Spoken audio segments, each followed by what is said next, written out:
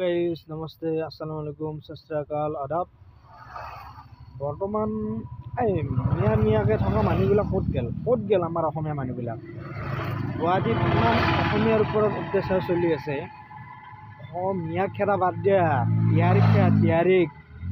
বিহাৰীবিলাকে আমাৰ অসমীয়া মানুহক বহুত অত্যাচাৰ কৰি আছে আজি 4-5 দিন এৰি। এনেকৈ থাকিলে কি হ'ব? আপোনালোকে কি চাই আছা? এনে মিয়াকে থাকিলে কিবা হ'ব নেকি? বিহাৰীক খেদ না, পূৰা বিহাৰী যিমান আছে কুৱে ধুৱে খেদ। সিহঁতে অসমীয়া মানুহক মাৰিব আহে। যোৱাকালি মই নিউজত দেখিলোঁ ছোৱালী এটাৰ মাইকী মানুহ এটাক পূৰা কাপোৰ চাপোৰ ছিঙি পেলাইছে বিহাৰী এটা, আৰু তেলডিপুত ল'ৰা এটাক 5-6জন বিহাৰী পূৰা একদম ঘোৰ অত্যাচাৰ কৰিছে, লাঠি দি মাৰিছে।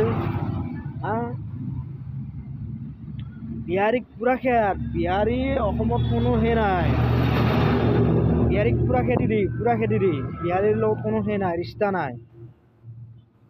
এনেকৈ থাকিলে কি হ'ব? আজিলৈ ইমানখিনিয়ে। Bye bye guys, thank U.